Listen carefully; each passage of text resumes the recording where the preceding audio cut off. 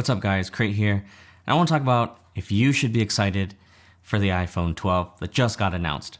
So obviously everyone's really excited about the HomePod Mini for under $100, but we're not going to talk about that in this video. Today is going to be about the 12. Alright, well what I thought they talked about for way too long was 5G. They even had someone from Verizon come out and say a couple of things about 5G. That conversation should have probably been about 30 seconds, but instead it was minutes long. Why am I excited about 5G? FaceTime video. So if you've been out and you've tried to FaceTime with someone using, the front camera, it's pretty bad quality in my opinion, at least over cellular. Over Wi-Fi, you get 1080p. With 5G, you can actually FaceTime using 1080p front camera. And that's with all the iPhone 12 models. The next big thing is going to be the design. The design is going back to the iPhone 4 and 5 style with that really boxy look. I actually really liked it, but I do have to say it's probably not going to be more comfortable than the 11 was. Alright, so first up is going to be the iPhone 12 and 12 mini. They're essentially the same phone with a few key differences. The iPhone 12 is coming in at a 6.1 inch screen, and the mini is a 5.4 inch screen. The iPhone 12 is going to have a relatively similar footprint to the iPhone 11, whereas the mini is going to be smaller than the iPhone SE, but with a larger screen. Alright, they're both going to be rocking OLED panels, which is going to be awesome to see over the LED panels of last year. So the iPhone 12 is going to have a 6.1 inch screen, which is the same as the 11, but with a slightly smaller footprint or similar footprint and larger screen because of less bezels. The iPhone 12 mini is going to be slightly smaller than the iPhone SE, but rocking a larger screen with that 5.4 inch over a 4.7 inch. What I thought was really interesting is that the iPhone 12 mini actually has the highest pixels per inch density over the whole entire 12 lineup, but with the lowest resolution being at 1080, and all the other models have a slightly higher resolution screen. What I really am excited for is the A14 Bionic chip. This is going to be faster than obviously every other year, but it is the first 5nm smart chip inside a cell phone to this date, I believe. It's still rocking a lot of power, but able to save on battery at the same time. One small thing that could be exciting, we have to see how it actually holds up, but is the new glass that they developed with Corning, the makers of Gorilla Glass, for this phone. Supposedly really high quality stuff that is multiple times more durable than current glass. And the most exciting thing about any Apple product are going to be the colors. These come in red, white, blue, and black and green. I think that white's actually silver technically. This is actually one less color than the iPhone 11, which had that purple lavender color, which I actually kind of liked, but maybe we'll thought of that later. All right, and the last big thing to be excited about with the iPhone 12s is that new Magsafe charging adapter thing.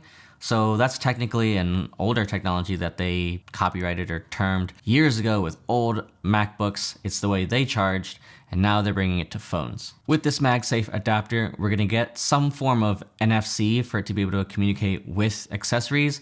Now, I don't know if this is gonna be proprietary and only connect with registered devices or pretty much open to any NFC technology. And of course, this is gonna be great for charging.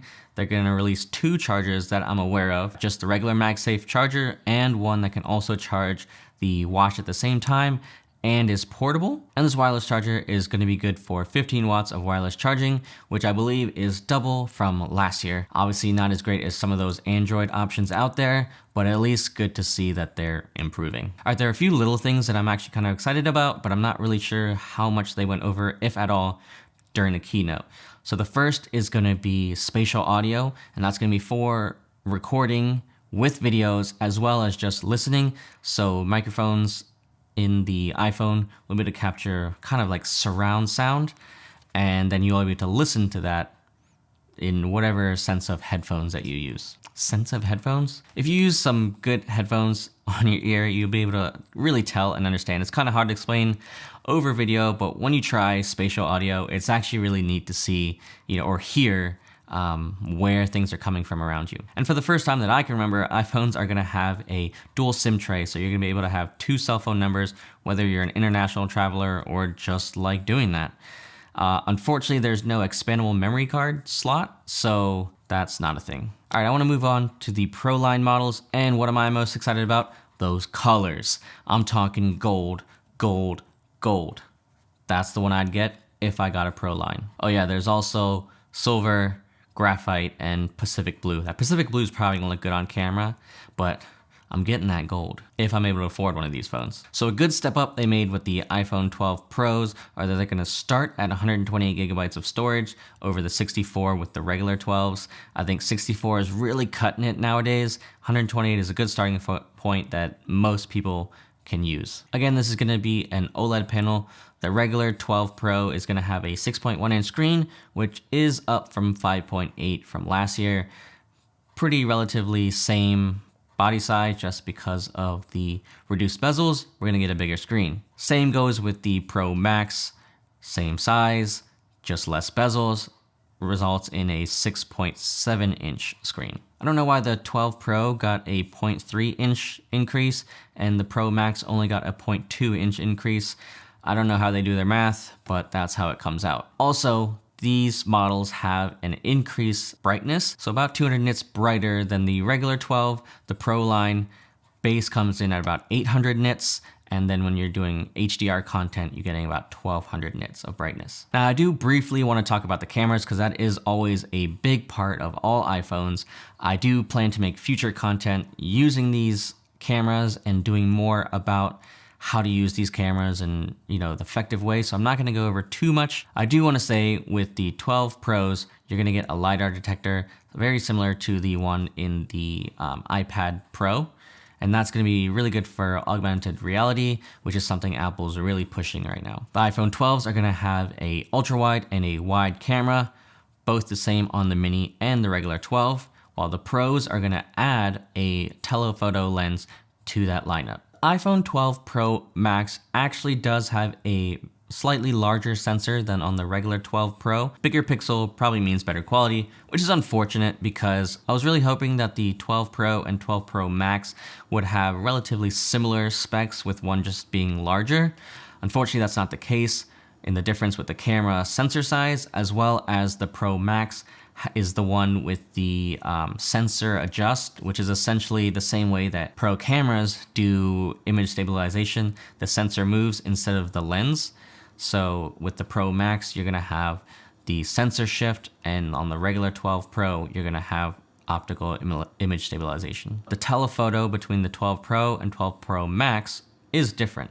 The 12 Pro has a 52 millimeter focal range, and the Pro Max has the 65 millimeter focal range. All right, there's a few things I'm not excited about with these models, things that they left out or that they just didn't do well, or, my thoughts on Apple. I will say I'm not really a hater, so I don't really like bashing on people or companies, telling people the way they should do things. These are some things that I noticed. The phone does not have 120 hertz display, or at least they didn't make a big deal about it. For the time being, it looks like we're stuck with 60 hertz.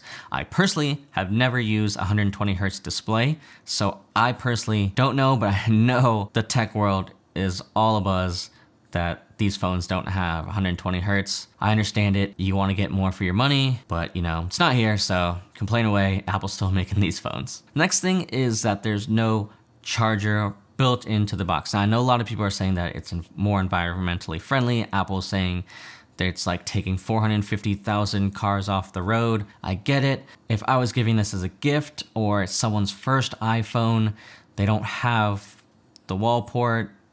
It's just things that are missing that for certain people's experience, it is reduced. And that leads me to my next point, which is that the port is still Lightning. It's an archaic port style. I am kind of frustrated that it's not USB-C. I would love for all my cables to be USB-C and stop having to carry around so many different types of cables. But that being said, if I was Apple, I probably would get rid of the port before I made it USB-C. And lastly, something that I saw that Google did, I thought it was super cool, especially nowadays, is the Fingerprint Reader on the back. They're doing it with the iPad Air, so I know they have the technology to put it in the power button. I'm guessing these phones were already designed and built before, the announcement, but it would have been super cool to have a fingerprint reader because everyone's wearing a mask nowadays. I personally am trying to decide which model to get. I really like the idea of that small form factor with the mini. The pros are what I'm used to using. I have an 11 Pro Max currently, and while I love the form factor of the Pro, it kind of sucks that they took away some of the features and made the Pro Max the one to get, and it's only $100 more. Like, that's crazy. All right, thanks for listening to me ramble. Tell me what you guys are excited about with the iPhone 12, or really what you're not excited about. If you made it this far, hit that like button, and if you haven't, hit the subscribe button, please. And look forward to future content from me about pretty much all things tech. See you guys.